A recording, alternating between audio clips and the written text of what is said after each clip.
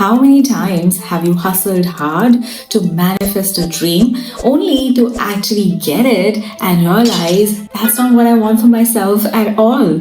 Welcome to the manifestation trap, where we manifest like pros only to end up in a life that does not align with us, drains us, and feels like or worse, the life that we secretly hate. That is the shadow side of manifestation. But in today's video, we are flipping the script. I am talking about the groundbreaking power of first unmasking your true desires, healing yourself, and then pushing the manifest button. We are going to dive deep into 5 key practical steps to heal yourself and unmask your true desires, not the ego-driven desires which are masked by our past wounds or traumas or societal illusions, but the soul yearnings that light you up from inside. Why does that matter? Because manifesting without understanding your true desires is like pushing the gas pedal in a car that doesn't have steering wheel. You might get somewhere fast, but that might be off the cliff. And that's not what we want. Manifesting is not like a vending machine. It's like planting a garden. If you plant the wrong seeds, you're going to reap weeds. So hang on with me till the end of this video so that you can get a roadmap to audit your desires and manifest a life that truly aligns with you. Grab a notebook because it's about to get real, and let's dive in. First, let's demystify manifesting. Manifesting is the art of focusing your thoughts, your energy, and your action into bringing your dreams into reality. Think law of attraction meets goal setting on steroids. Books like The Secret popularized the concept of manifesting, but as long as we don't understand our true desires, we are just manifesting blind. Picture this. You want that high-powered CEO role. You grind every day, you network, you visualize, you have it on your vision board. You're doing all the manifesting tools, saying affirmations, scripting, visualizing yourself into that part. And boom, you are able to land that role. But 6 months into that role, you realize that actually you don't have any personal life. You're missing out on any family time. The work that you're doing is shallow. People who are surrounding you are just interested in networking or getting some benefit out of you. And soon you start wondering why this dream life actually feels like a nightmare. That's the thing. When you rush in to manifest without finding out the why, it can lead to a hollow victory. Why does that happen? Our brains are wired for quick dopamine fixes, and the outward validation like fame, money, power, success, it can feel really good to our brain, and they can act as real motivating factors for us to go after those particular desires and achieve them. But true fulfillment, that comes from alignment. And if you miss that step, then you risk manifesting a life that actually doesn't align with you. Skip the finding phase and you're just chasing shadows.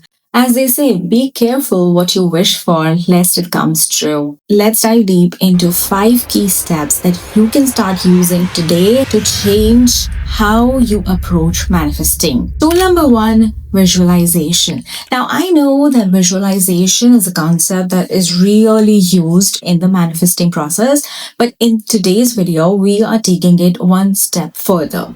So what I want you to do is, I want you to sit, close your eyes and visualize yourself achieving this dream that you are trying to achieve. Whatever it is, whether that's a job, a promotion, a career, a picture perfect relationship, home, car, anything.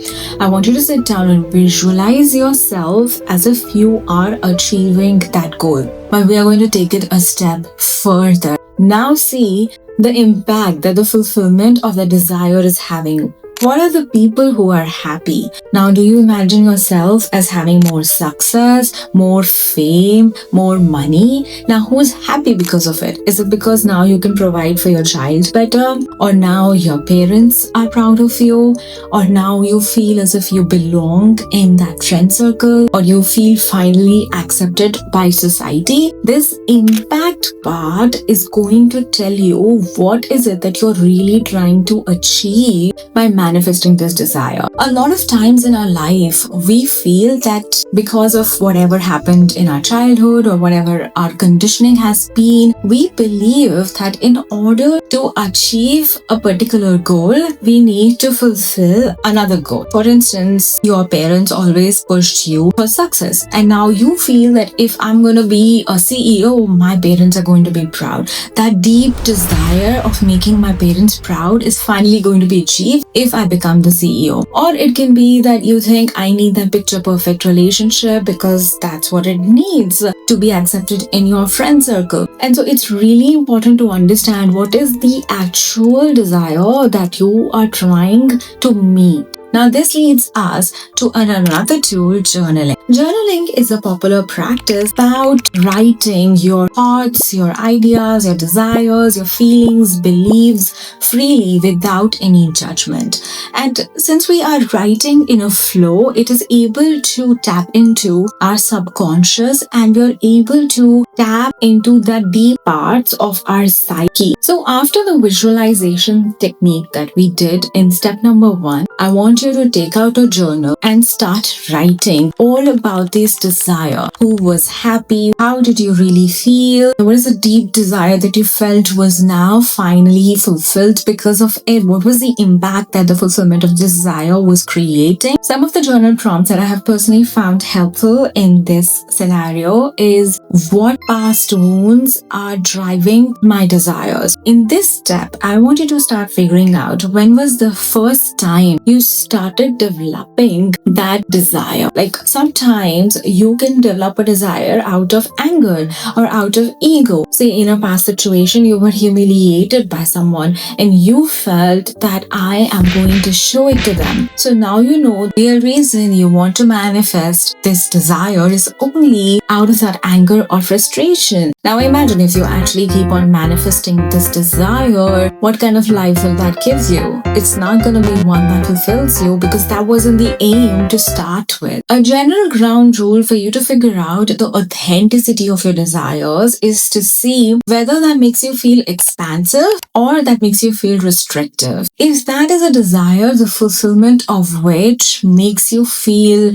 excited to live your life, it makes you feel as if life is meaningful in itself, then that's a desire that is truly yours and it will align with you completely. Tool number 3, look at the life story of the people who have actually manifested whatever it is that you're trying to manifest. A lot of times we like the idea of something but not the reality of it. In reality, things come in a package and nothing is as good or as bad as they tell you. All that glitters is not gold. So do a comprehensive analysis of what it is that you are getting into to avoid any regrets later on. Look at the efforts that they have put and continue to put day in, day out into achieving this goal. And be clear, do you really want to put that level of effort? For instance, you might be really good at playing a sport, but to play it at Olympics or international level will require you to put a whole different level of effort and practice,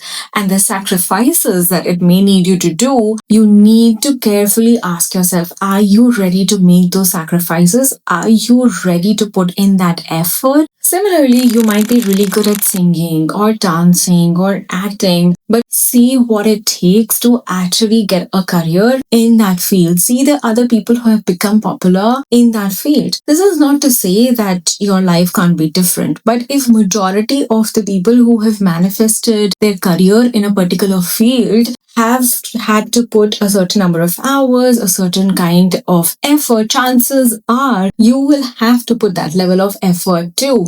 And it's important to analyze, are you ready to put that effort? Are you ready to make those sacrifices? Another thing you can do is then to look at the life that they have actually manifested and then see if that aligns with you. For example, you want a certain promotion at your job. Actually look at the people who are at that level currently.